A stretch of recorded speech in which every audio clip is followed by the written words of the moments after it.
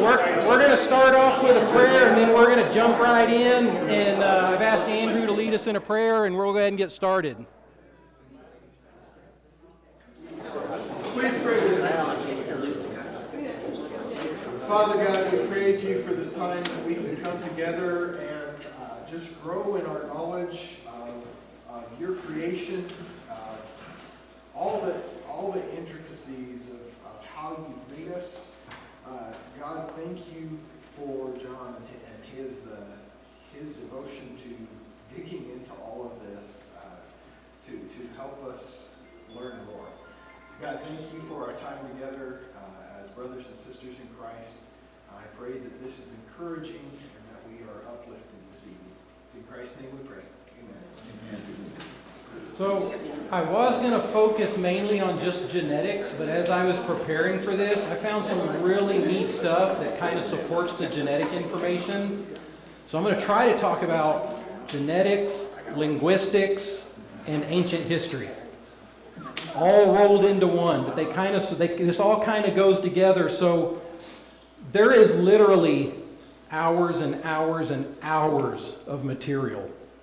And I'm really just going to try to hit some of the highlights, because we could probably spend a month just on the genetic information, a month just on the linguistic information. But, we've just finished up with the flood.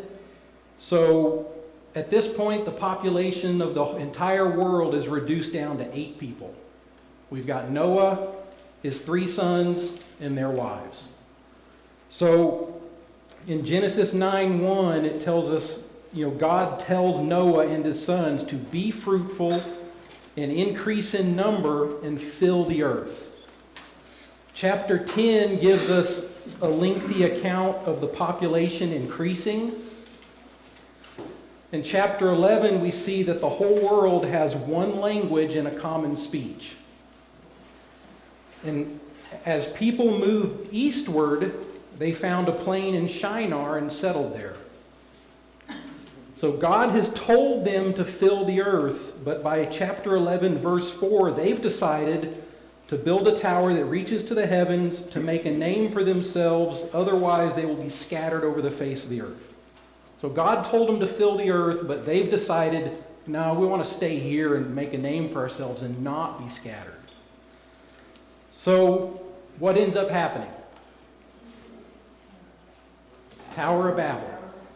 God scatters their language. They can no longer understand each other. They can't communicate with each other. So they stop building the city and the tower, and they begin to scatter over the face of the earth. Now, as we look through some of this, unlike other patriarchs that are mentioned in the Bible after the flood, it doesn't really say anything else about Noah and having other sons and daughters. So in Genesis 9:18 and 19 tells us that after the flood, all mankind is rebuilt by the line of Noah. Verses 18 and 19 say, the sons of Noah who came out of the ark were Shem, Ham, and Japheth. Ham was the father of Canaan. These were the 3 sons of Noah, and from them came the people who scattered over the whole earth. So the Bible tells us that basically we are all descendants of Shem, Ham, and Japheth, and since they're descendants of Noah, we're all descendants of Noah. Now, some of the following information, especially the genetic stuff, is a very, very small part of some genetic research that has been done and is currently being done by Dr. Nathaniel Jensen. And he's got his PhD from Harvard in cell and developmental biology. And in addition to the genetic information, I'm hoping to be able to include some ancient history and some linguistics information. So, if all people on earth originated from one, Noah, there should be at least a little bit of evidence that can somehow support this. We should have a common history, which when we look at the flood stories, there's a lot of commonality amongst a lot of different cultures around the world. We have the Bible, but do we have other documents that also might help support the Bible? We should have a common family tree. Have any of you ever done the genetics testing where you see where you're from? You pay your $100 and they tell you that you're, 30% this, 20% that. Well, a lot of people have done that. There's a lot of genetic information out there, and we should be able to see some commonality. How do you know with a genetic test that you are your parent's child?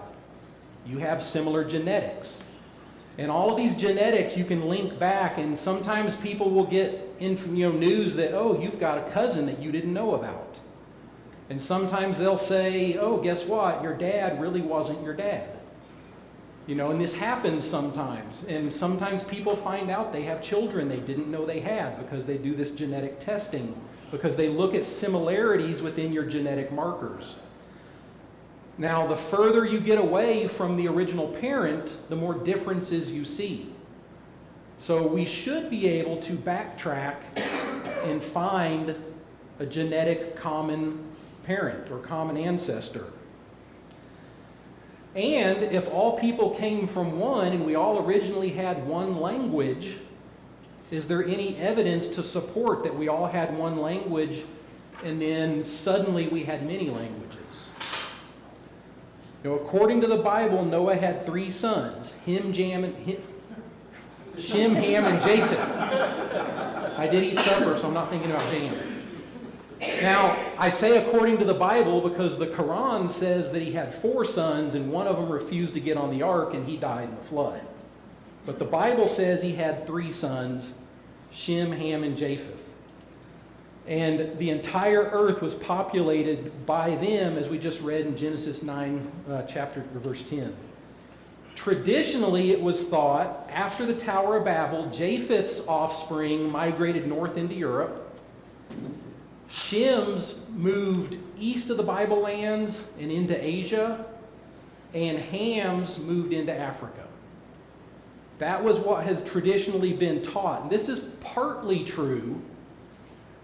And I say partly because after Babel, many of the descendants did move off, but only by just far enough not to interfere with each other. Most of us, we don't want to go any further than we have to. So if I move a week that way, I'm far enough from that other clan that doesn't speak the same language. We don't have to compete for resources. And that's what we ended up seeing. So as these families continue to grow, they probably move a little bit further and a little bit further after each generation. So we know that many of these tribes and nations ended up staying in the general area because if we look back at this genealogy, Nimrod, the son of Cush, Cush was one of Ham's, Nimrod was the founder of the Babylonian Empire. But Cush is also believed to be the father of the Nubian and Sudan nations in Africa. Canaan was the father of the Canaanites, and they occupied the Promised Land. So they stayed in that general area. Shem's offspring moved off east, but then Abraham comes back into the Promised Land when God promises it to him. And then they head down into Egypt with those offspring for a while, and then they end up coming back to possess the Promised Land. Greeks and Romans are believed to be the offspring of Japheth. Greeks from Japheth's son Javan, which is up there in the middle. And the Romans have a common connection with the Greeks culturally, and it's believed that they are the offspring of maybe one of Javan's other sons, either Elisha or Kittim. Now, we know from the Bible that there was a lot of interaction between the Israelites, the Canaanites, the Philistines, the Babylonians, the Greeks, the Romans. So all of these offspring kind of still stayed in the general area. But some of them did move off into different directions. They want to stay in the area that they originally knew. They want to stay in their homeland and not give it up to somebody else. Now, some of the genetic work, in addition to what's been done by Dr. Jensen, there's a paper published in Science Journal. And Science is a fairly reputable journal that looks at modern day science and a lot of mainstream science. And this paper was written in 2012, and it's quoted down here at the bottom. It says, the maximum likelihood time for accelerated growth was 5,115 years ago. Now, does anybody know what that means? Okay, basically what this research is saying is that all of the current genetic variation that we see in humans today, different skin colors, different hair colors, different eye colors, all of that stuff that we see, eye shape, hair texture, is mainly due to recent, within about the last 5,115 years, changes in our DNA. This is a mainstream research project, and they're saying that basically from the dawn of creation of man, or evolution of man in their case, for hundreds of thousands of years, people were basically the same. We looked the same, we had the same skin color, hair color, eye color. There was nothing really unique and genetically different about us. And then about 6,000 years ago, all of a sudden, all of our genetics became random and variable. Now, 6,000 years ago is also when creation, that paper said it was about 5,000 years ago, which 4,500 years ago puts us at the Tower of Babel, or the flood. So, biblically, we're saying that Shem, Ham, and Japheth, as they spread out, resulted in all of our genetic variabilities that we see. All of our hair colors, our skin colors, our eye shapes, everything that's different about all of us occurred within the last 5,000 years. Evolutionary biologists are telling us that, yes, that did happen, but for the hundreds of thousands of years before, we were just all basically the same. To me, that doesn't really make sense, that we wouldn't see this genetic variability. And the research paper also goes on to say that these were due to genetic entropy. You'll remember early on we talked about the second law of thermodynamics was the law of entropy, that everything in the universe is winding down. Basically everything is wearing out. And what they're saying now is that all this genetic variability is not due to evolutionary mutations, but to entropy breakdown of our DNA. So everything is winding down. Now, some of the work that Dr. Jensen is doing is looking at Y chromosomes that are passed down from father to son. So, quick genetics lesson. You have 23 pairs of chromosomes. 1 through 22 are what determine everything about you as far as hair color, eye color, height, skin color, all your unique features. That 23rd pair is your sex chromosomes. That determines your gender. So, you get one set from your father, one set from your mother. They combine to create a complete human being. Now, you have your complete set. And you may have, we're just going to pretend that on this first set of chromosomes that this one is responsible for eye color, hair color, and whether or not you have freckles. So your dad may have brown hair, green eyes, and no freckles. Your mother may have blonde hair, blue eyes, and freckles. And then you end up with a child that has same color hair as dad, same color eyes as mom, and a few freckles, but not nearly as many as mom. So what happens is when your genetics combine, they're able to mix things up, kind of like shuffling a deck of cards, and then your offspring gets one of your copies. That's why your kids can look like both mom and dad, because you get a little bit of genetics from each one. That's called recombination or crossing over. And your genetics can do that because these are the same. They carry the same type of information, just different colors and stuff. But down here is an X and a Y the same. No, they can't mix because they're different. And if you get an X and a Y, you're male. If you get an X and an X, you're female. So a dad can give his X, mom is going to give one of her X's, and you have a daughter. If dad gives his Y, mom is going to give one of her X's, you don't know which one, you're going to have a son. But because the X and the Y are different, they can't shuffle and mix. So I have a son, his Y chromosome is identical to mine, almost. There are some slight generational mutations that happen, but his Y chromosome is more like mine than anybody else's in the world. And mine is like my dad's, and my brother's, and my grandfather's, and my great-grandfather's. So the Y chromosome gets passed down unchanged, basically. So we do have generational mutations. That's why you can look at a Y chromosome from you and a cousin, and they're different, even though it's the same Y chromosome that came from your uncles and your grandfather. But they're slightly different due to generational mutations. And we can look at these Y chromosomes. And what Dr. Jensen did is he said, okay, if we start with the Tower of Babel, and we have Noah, who gave his Y chromosome to his 3 sons, and then those 3 sons gave them to their sons, and their sons, and their sons, he said we should be able to trace from the Tower of Babel to where we are today. He struggled with that. And I'll explain why in a minute. But he tried to start with a preconceived idea and work his way to modern day, and he was having trouble with it. So he finally said, okay, I can't do this. He said, I need to start with what I know today and work backwards and just see where it leads me. No preconceived ideas, and just see where it leads me. So he did that.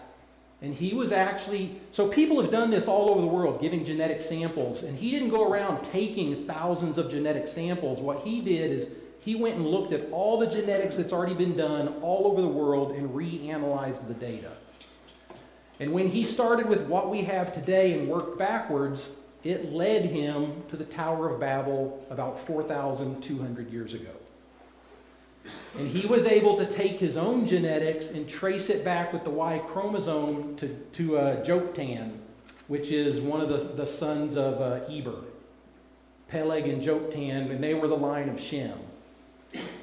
So, an interesting thing about that, because I've talked about how a lot of times the data is going to take you based on what your preconceived paradigm is. What are you starting with? And there was one genetic study where the guy was an evolutionary biologist. He said, modern man's been on Earth for over 100,000 years. He did a bunch of genetics. He analyzed it. Guess what it told him? That man's been on Earth for 100,000 years. Well, then some creation geneticists took his exact same data, reanalyzed it with the paradigm that no, we all came from Noah, Shem, Ham, and Japheth about 4,200 years ago. And they reanalyzed the data, and guess what it told them?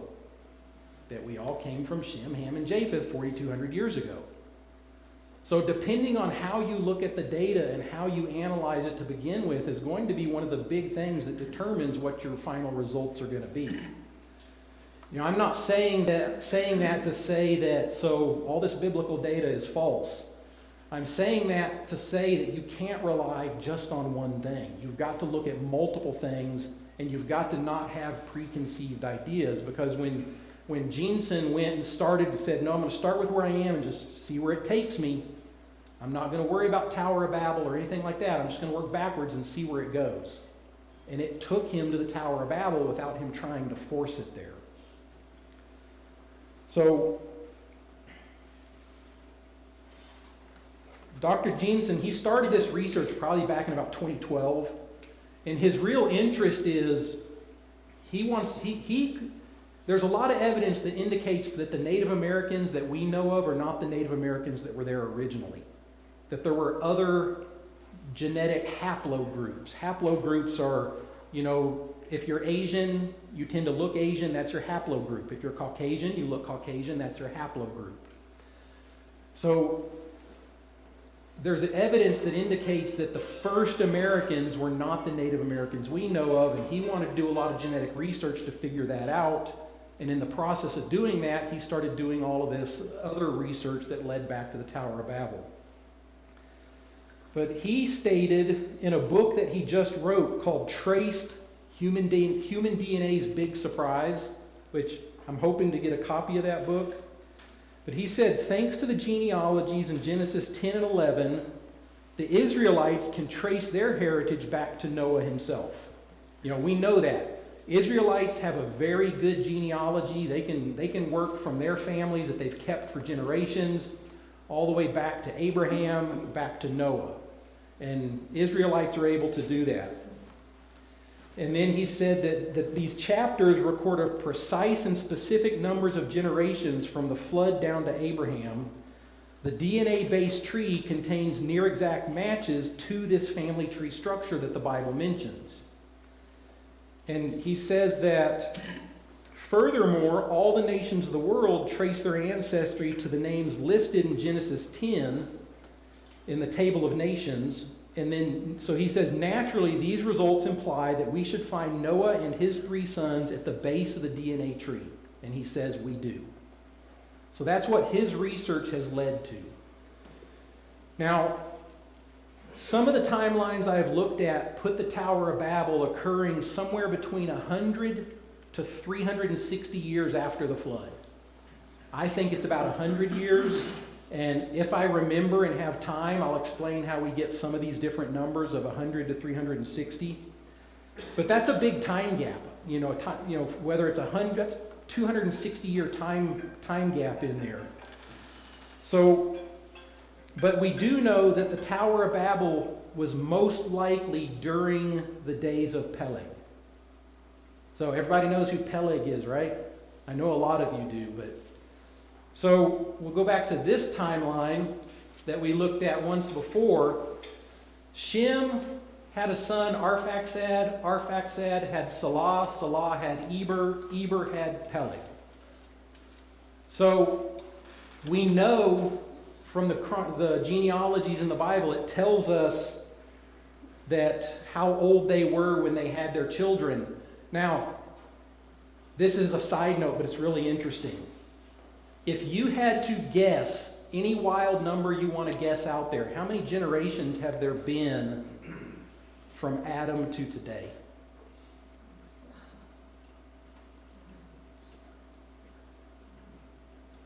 Anybody got a wild guess? 750. Anyone else? It's about 179. That's not that many.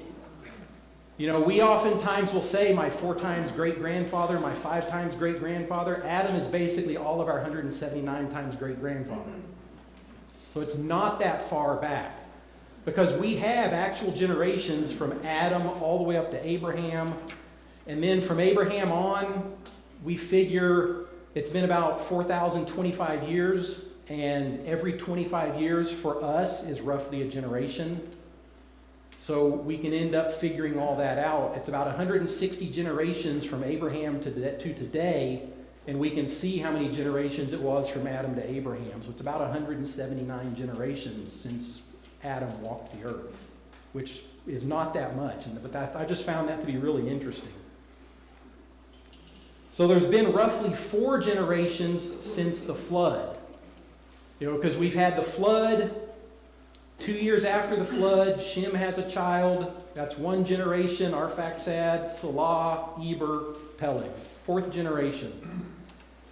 And it's estimated at this time that the population on Earth has rebounded from 8 people over those 4 generations to roughly 1,000 people. And I'll explain in a minute how we come up with those numbers. But it could be more. Could be a little bit less, but it's probably somewhere right around 1,000 people live on earth at the time of Peleg. So in Genesis 10, we see the table of nations. We see 70 families listed. That's these families right here. All of these families before Peleg So all of these families in there are listed. We have some things I saw said 78 families. I tried to count them. It's complicated, but there's about 70 to 78 families. And, you know, for us, a family is usually two to three kids. But, I mean, you can see how many kids a lot of them had. It's estimated that maybe each family was as many as 10 kids, maybe more, maybe less. Because sometimes, you know, we don't have a lot of their genealogies beyond the first child. We don't know how many sons and daughters they had. We don't know how many daughters any of them had. So we don't really know how many people, but it's at least, so if each one had 10 to a family and 70 families, then we're at a bare minimum of 700 people. But more than likely, it's a few more than that. So we're probably somewhere around 1,000 people at the time of Peleg. And a lot of the research that Dr. Jensen did indicated that, yeah, we were probably right around 1,000 people around 2400 BC. And then 2,400 years later, at the time of Jesus, we're at 160 million. And I really just show this to show, you know, we go from 1,000 people that all basically live in Mesopotamia. In 2,400 years, we go from 1,000 to 160 million, and look how far people have spread over the globe in 2,400 years. You know, it's estimated that 11 million people lived in the Americas, 5.5 in the Australia area, 46 million in India, 46 million in China, 23 million in the Middle East, 23 million in Europe, and 5.5 million in Africa. That's all estimations around the time of the birth of Christ. But people have the ability to move rapidly and to expand rapidly when you know, we have what's called exponential growth. You know, we think of, you add 2 people to the population, but it's not. You add like maybe 2% or 4% every generation, and those numbers start getting bigger. And it's like take a penny and double it every day for the next 30 days, and you end up with like $4 million. So people can grow rapidly. I don't know if I missed something, but how did they track that movement?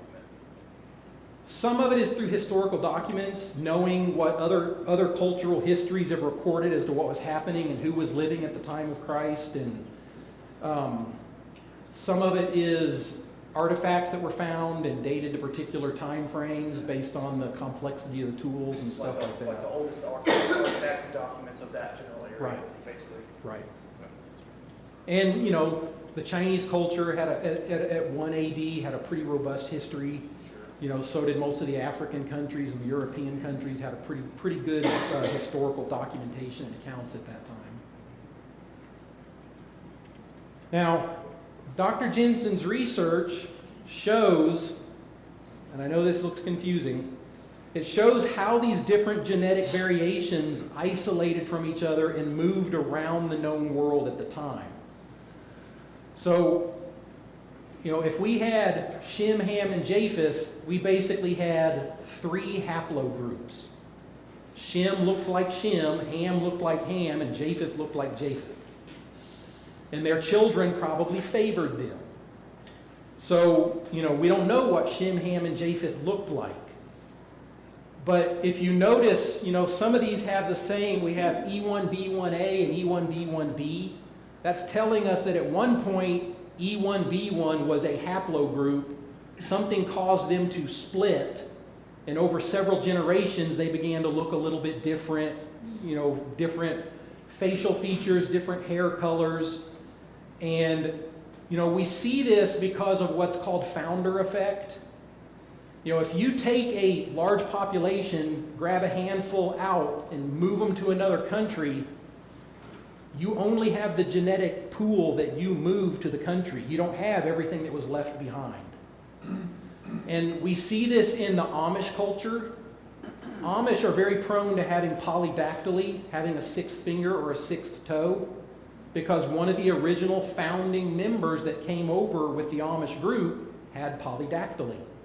And that trait, because of a lot of inbreeding that happens within the Amish culture, because they don't marry outside of their ordinons, that trait has been passed on after generation, so polydactyly is common amongst the Amish. So if you have a particular trait that gets moved over to Africa, and those cultures don't speak, they can't understand each other, and they're staying separated, those particular traits are going to begin to expand through the population, and maybe in general time you won't be able to distinguish what was there. And a good example I came up with, so I am Caucasian, obviously, right? Let's say that I graduate college, I'm a young man, I'm unmarried, and I decide I want to be a missionary in Africa. So I move to Africa. I'm a single young man. While in Africa, I meet an African woman who is dark-skinned. We get married, have a child. What color is our child's skin? Probably darker than mine and lighter than hers. Now, is that child Caucasian or African?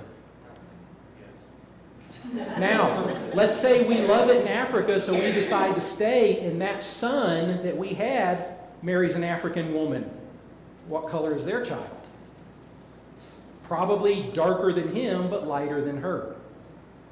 After 3 generations, my Y chromosome no longer shows any Caucasian characteristics, and all of my male offspring now look African. 3 to 4 generations is all it takes for Caucasian to be totally switched over to something else.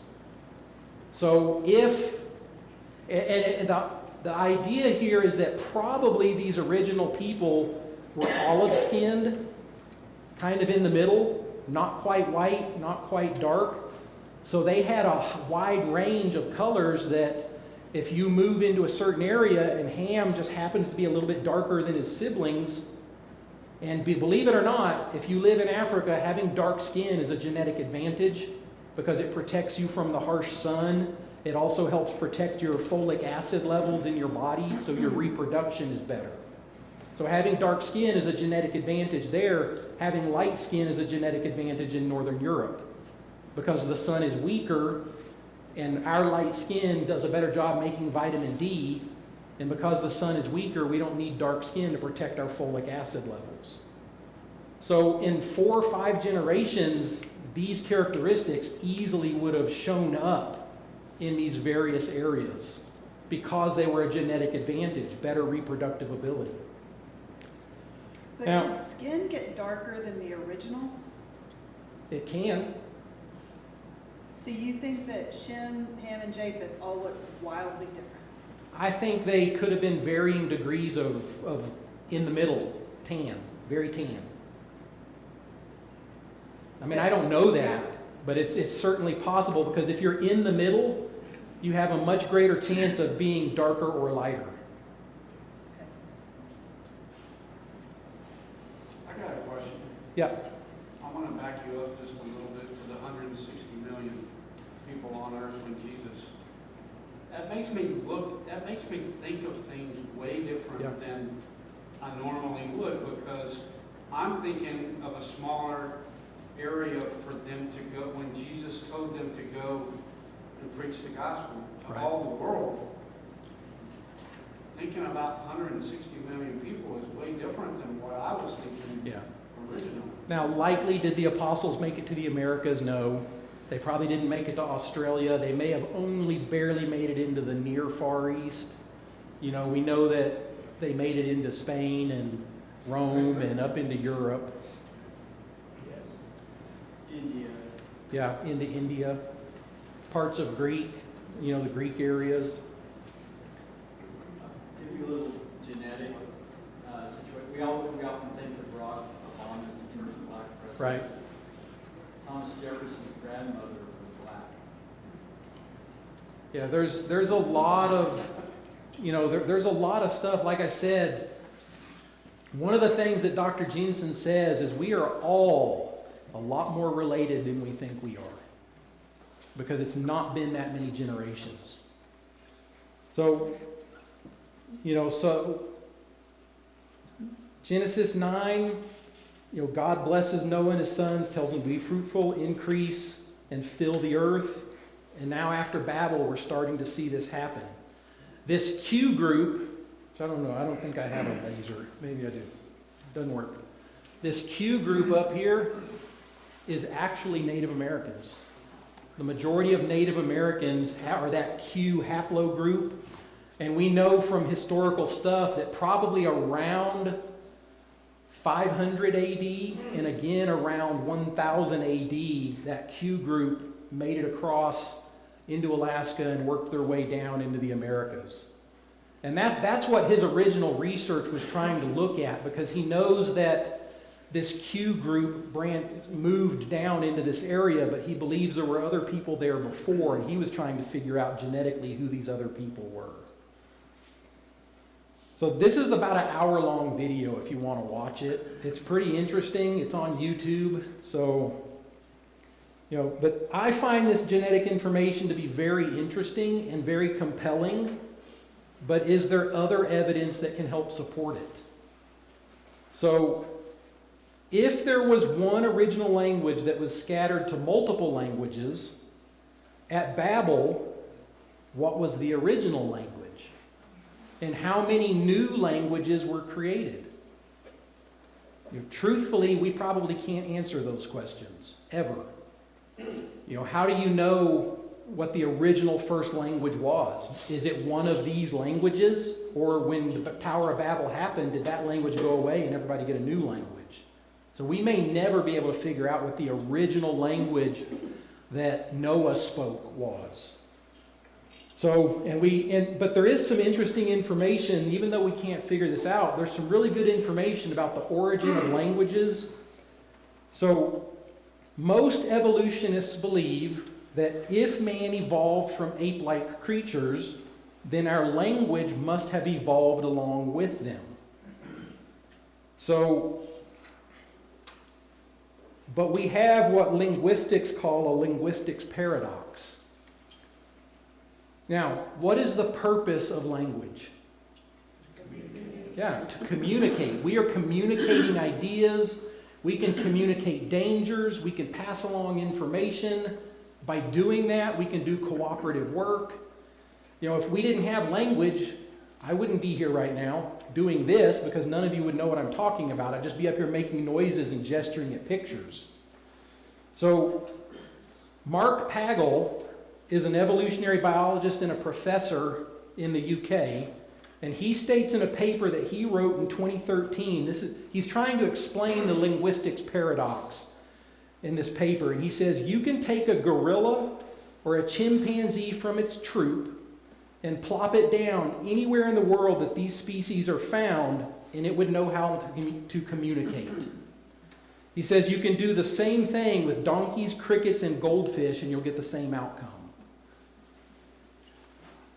This highlights an intriguing paradox at the heart of human communication. If language evolved to allow us to exchange information, how come most people cannot understand what most other people are saying?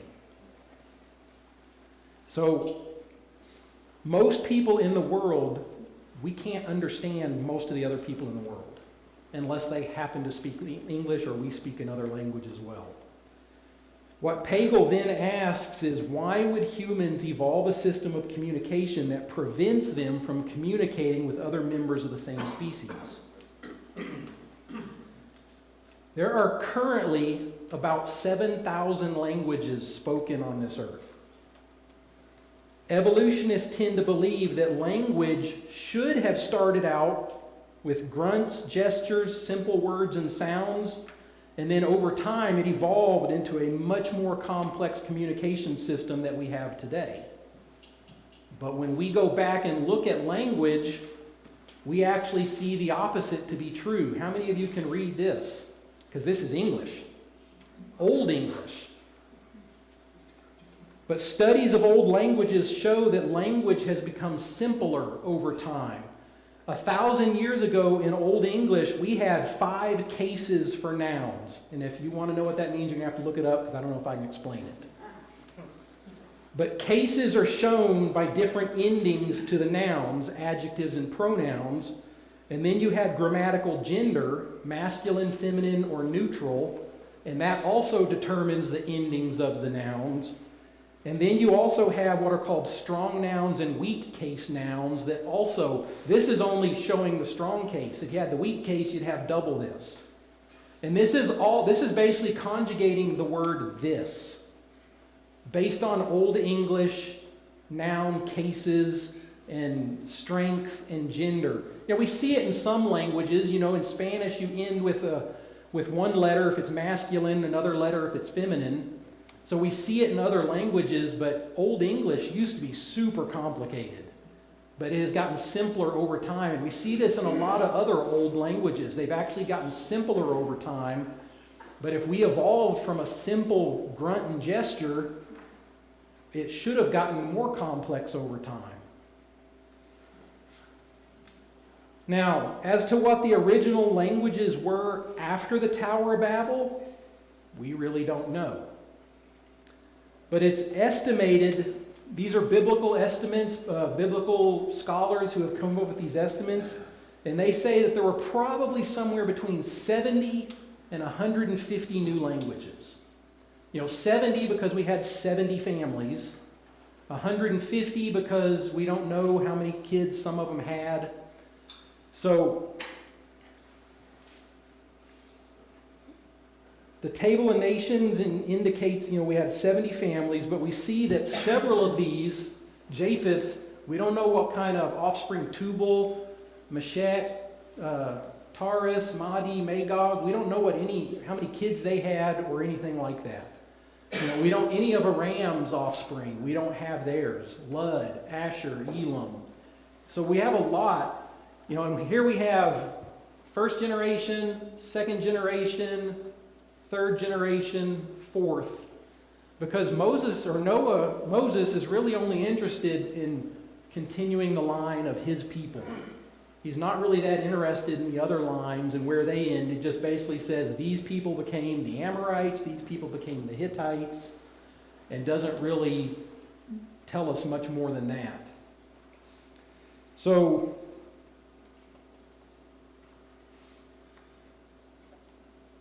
and then we also see that Arphaxad lived 35 years, became the father of Salah, and then in verse 13, Genesis 11:13, it says, after he became the father of Salah, Arphaxad lived 403 years and had other sons and daughters.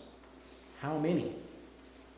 We have to figure for maybe at least a couple hundred of those years, he was still young enough to have children, and if he had one every 2 years, that's a couple hundred kids. So, and the same thing about Salah in verse 15. It says he had other sons and daughters. So we don't know how many more sons and daughters they had. Do we know if he had more wives? We don't. He can't have 100 kids. The current record is a lady in Russia in the 1920s that had 68 children. A lot of twins and twins and triplets. I think, and I personally knew a lady when I was in college that had 12 or 15. She had 15. We figured up that she had been pregnant for 12 years. Now, so, they estimate somewhere between 70 and 150 new languages. Many of the, we have 7,000 languages today, and many of the languages we speak today belong to what we call language families. A language family is a group of languages related through descent from a common ancestor language, called a parent language. Languages within a large family have similar words with similar meanings. So the most common language families, and there's 147 total language families, but Indo-European, this is English, Spanish, French, Hindi, and several others. We know that all of these languages came from, or in the language family, Indo-European. The Sino-Tibetan language family has Mandarin, Cantonese, Tibetan, a lot of the Asian languages. Afro-Asiatic, Hebrew, this is North Africa and the Middle East, Hebrew, Arabic, Somali. The Niger-Congo, these are languages from the sub-Saharan Africa. If you've ever watched the documentaries, this is where it's a lot of the clicking and popping sounds. Very, very different from English. And then we have the Austronesian language family that are the Pacific Island languages, original Hawaiian, Papua New Guinea, Easter Island. So, does that mean that God created 147 languages for the language? Not necessarily, but I find it interesting that they estimate there was between 70 and 147 new languages, or 150 new languages, and 147 falls in between that. And the thing about language families is they are so different from each other, they don't have any commonalities as far as sounds and context and how they make this, how they can say, well, this language, these two languages came from this one because they're too different. So these 147 language families, maybe that was the original languages created at Babel. I don't know, I'm not saying it is, but I just find it very interesting that this number falls within that range of what they estimate for the total number of languages created at Babel. Linguists have been trying for years to get past these language families and come to what they call a proto-original language, and they just can't do it because there's no commonality between any of these language families. Some more interesting evidence about Babel and the languages has to do with history. Tower of Babel occurred around 2250 BC. Secular scholars place Egyptian and Sumerian written languages around 2600 BC. Dates can be off a little bit, and a lot of the Egyptian dates, there is a lot of, within the academic world, argument over which dates are right. A lot of it was based off of the writings of a 3rd century BC Egypt priest, and it is found that a lot of his years are off, but it's based off of that, and there's about 700 extra years in there that don't belong there. Because he gave dynasties for all the different Egyptian kings, and they've realized now that a lot of those dynasties overlap because you had one dynasty for the northern Egypt and one for southern Egypt, but a lot of times they thought they were different dynasties, and since you can't have two kings at once, they added some more time in there to make it fit. So anyway, around the middle of the 3rd century BC, Tower of Babel. The earliest writing, this is cuneiform. This is the oldest writing style they know of. It's Sumerian, around the middle of the 3rd century BC. The Chinese spoken language, around the middle of the 3rd century BC. So we have a lot of evidence that says that all of a sudden, all of these language cultures around the 3rd century BC popped up out of nowhere. And we don't have the ability to trace them back any further. So it's like a supernatural event suddenly caused all these new languages to appear around the middle of the 3rd century BC. Now, this cuneiform writing is believed to have originated in Mesopotamia. So this is Mesopotamia. We've got Babylon right here. And the other map over there is modern-day Iraq, which is Mesopotamia. And that red marker there is where they found the cuneiform tablet. So in Mesopotamia, which is where basically they're saying culture originated, because if the Tower of Babel was at Babylon, and a lot of people believe it was, then right there, close to Babylon, if that's your area and all of a sudden God scatters your language, somebody's going to want to stay there. This is my home. I have a house here. I know this place. I know the animals. I know the plants. I would like to stay. I know the climate. So some of them stayed. Some of them moved off. And the earliest form of writing is from this area. Genesis, Babylon was founded by Cush's son Nimrod. Genesis 10, 8 through 12. Cush was the father of Nimrod, who became a mighty warrior on the earth. He was a mighty hunter before the Lord. That is why it is said, like Nimrod, a mighty hunter before the Lord.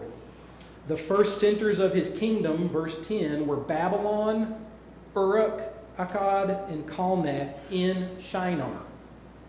And Tower of Babel was on the plains of Shinar. That's why we believe that Babylon is probably the original location of the Tower of Babel. So, are there ruins for some great tower like a Tower of Babel in there? So, not necessarily, but the Babylonians were known for building these structures called ziggurats, which were steep, tall towers, stepped towers, typically with a temple on top of it. So right outside of Babylon, this is actually a Google Earth picture that I got the other day. Those are the ruins of a really large ziggurat. And the Babylonians built these between 2000 and 3000 BC, so in the 3rd century BC. So Tower of Babel happened in the 3rd century BC. Languages appeared in the middle of the 3rd century BC. And the Babylonians built these large towers in the 3rd century BC. All this is happening at around the same time in the 3rd century. So the ruins of this large ziggurat, it's about 350 feet across in each direction. So that's bigger than the back of the end zone to the back of the end zone. I mean, this is a huge footprint for a large structure. And this one is called Atimeneki, which is a Sumerian name. It means the house of the foundation of heaven on earth. And it is dedicated to the Babylonian god Marduk. Some archaeologists think that this might have been the original Tower of Babel site. I'm not saying it is, I'm saying that's why they say that. But some of the history, some of the ancient writers write that, so we had the Babylonian Empire, it fell to the Assyrian Empire. The Assyrian king died. Somebody reestablished the Neo-Babylonian Empire, and it was Nebuchadnezzar II's father. When Nebuchadnezzar II's father passed away, Nebuchadnezzar II becomes the new king of Neo-Babylon. And the story is that when outside of Babylon, he found the ruins of this large tower that were never completed. And he wanted to build a monument for himself, so he tore it down, rebuilt that Atimeneki ziggurat, and dedicated it to the Babylonian god Marduk. So, could it have been the original Tower of Babel site? I mean, it could have. It's just interesting that it's right there, right outside of where Babylon is founded. It's huge. And the ancient writers say that when Nebuchadnezzar II took over as king, they found the ruins here, and he tore it down and built this new ziggurat. So far, we have looked at the Tower of Babel, the distribution of the nations, genetic research that can trace male lineages back to Noah's son, evidence of sudden development of multiple languages all at the same time, right around the time of the Tower of Babel event. But is there more evidence? Eventually, the Neo-Babylonian Empire fell, defeated by the Persian Empire in 331 BC by Alexander the Great. Alexander the Great defeated the Neo-Babylonian king Darius III, and the Persian Empire fell. After this defeat, Alexander the Great journeyed to Babylon, and he was given 1,903 years of astronomical observations from the Neo-Babylonians, or the Chaldeans. They are the Neo-Babylonians, which claim to date back to the founding of Babylon by Nimrod. The founding date given was 2234, which is 13 years after the birth of Peleg. This information was recorded by Simplicus, a Latin writer from the 6th century AD, when he read Aristotle's work that was written in the 3rd century BC. And he utilized this Aristotle's work to come up with the founding date of 2334. And that was also written by Porphyria, an anti-Christian Greek philosopher who came up with the same founding date for Babylon, and he wrote that down in around 300 AD, so 300 years before Simplicus. Between 1130 and 1187, a Byzantine historian named Constantine Manasses, the Byzantine Empire was the Eastern Roman Empire, he wrote that the Egyptian state lasted 1,663 years. If that is correct, and you go to the date that the Egyptian kingdom was defeated in 526 BC and count backwards, you get a founding date for Egypt to be 2188, which is 60 years after Peleg. So it would have been around the time that Mizraim, son of Ham, which Mizraim is Hebrew for Egypt. So it would have been around the time that Mizraim, or Egypt, is taking his clan into Africa. You know, take a long journey to leave the Mesopotamia area and work your way into northern Africa. And in Psalm 105, verses 23 and 27, verse 23 says, "Then Israel entered Egypt. Jacob resided as a foreigner in the land of Ham." And in verse 27, he's talking about Aaron and Moses performing signs. It says, "They performed his signs among them, his wonders in the land of Ham." So Egypt is sometimes referred to as the land of Ham. According to the 4th century historian Eusebius of Caesarea, I won't be able to say this name right, Egalius, king of the Greek city Sion, began his reign in 2089 BC, which is 160 years after the birth of Peleg. So the Tower of Babel event would have had to have occurred before the founding of these countries because, one, they all speak a different language, and the people needed time to scatter. So if they started in Mesopotamia, you're going to expect to see your first civilization and your first kingdom show up in the area where they started. Your next kingdom is going to show up as people move out further, Egypt, 60 years later. Your next kingdom shows after they've moved all the way around the north side of the Mediterranean over the Greek islands, and you have the Greek kingdom show up. So it fits within the narrative of this history fits within the narrative of the Tower of Babel and the time it would take for these people to move slowly over time and develop their new kingdoms. You know, another secular historian,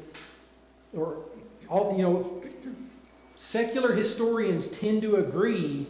They don't believe the Bible account for how this happened. They don't believe the flood was global. They don't believe that the Tower of Babel was real, but they all agree that civilization started in Mesopotamia. They all agree that somewhere around the 3rd century BC, the Mesopotamians got together and created a kingdom and began to build cities. So, and one final thing that I want to talk about the history. Manetho, 3rd century BC Egyptian historian, he recorded in his work that the Tower of Babel event occurred 5 years after the birth of Peleg. Now, I don't think the Egyptians in 3rd century BC really cared much for the Hebrews, for the line of Shem that became the Israelites. And here we have a Hebrew priest saying that, yep, the Tower of Babel happened and it was 5 years after Peleg. I don't know if it was 5 years after Peleg, and I forgot to mention earlier, but the name Peleg means division. So it could have been that the Tower of Babel happened and then Peleg was born, so Eber named him Peleg because of the division. So, but either way, it happened. It's supposed to be, it says that the people were divided in the time of Peleg. So sometime in his lifetime. You know, God's word tells us the history of mankind through the Chronicles, the Kings, Genesis, And it's supported by some genetic evidence. It is supported by some evidence of how language is developed. It's supported by some ancient historical writers who recorded much of the same information. For some people, one piece of evidence alone may be enough. I look at all of this evidence together and I say, how could it not be true? Because we've got all these examples and all these different peoples from different cultures and different times all telling basically the same story. Now, I feel bad because Tommy's not here, and I told him that I would tell about, he said, where, had it rained before? We've been talking about the flood, and I was going to give a brief discussion, right? I definitely think the world after the flood was a very different place than the world before the flood. Floods are destructive, and even if there was no big plate tectonic movement that split the continents and caused a lot of the destruction, just the flooding itself would have been a big issue. And, he asked, did it rain? Bible doesn't indicate that it rained before, because in Genesis 2, 5, and 6, it talks about water coming up from the ground. And in verse 10, Genesis 2:10, it says a river watering the garden flowed from Eden. If it did rain, there was no such thing as a rainbow. So I think it didn't rain, because if it did rain, then what does a rainbow mean after? We've had those before. It doesn't mean anything. So either God changed the physics of how light refracts through prisms to create rainbows, or it just didn't rain before the flood and suddenly it did, and now we have rain and rainbows. And I think there's a change in man-animal relationships. When you walk up to an animal now, what happens? A wild animal. If you can get close, it takes off. And it says in, let me find it, because I'm skipping around because I know time is up. Genesis 9, verse 2, the fear and dread of you will fall on the beasts of the earth, and all the fish, all the birds in all the sky, and every creature that moves along the ground, and all the fish in the sea. I think there was a different relationship before the flood. After the flood, now the fear of man is upon the animals. We were probably vegetarian before, because it tells us that, Genesis 1, 29 and 30, God said, I give you every seed-bearing plant on the face of the whole earth, and every tree that has fruit with seed in it. They will be yours for food. And to the beasts of the earth, and all the birds in the sky, and all the creatures that move along the ground, everything that has the breath of life in it, I give every green plant for food. There's no mention of, so you tigers can eat those monkeys, and you lions can eat those antelope. It says that all the green food is food. And then after the fall, God tells Adam, because you listened to your wife and ate fruit from the tree that I command you must not eat, cursed is the ground because of you. Through painful toil, you will eat food from it all the days of your life. Adam died before the flood. Then after the flood, meat is added to the diet.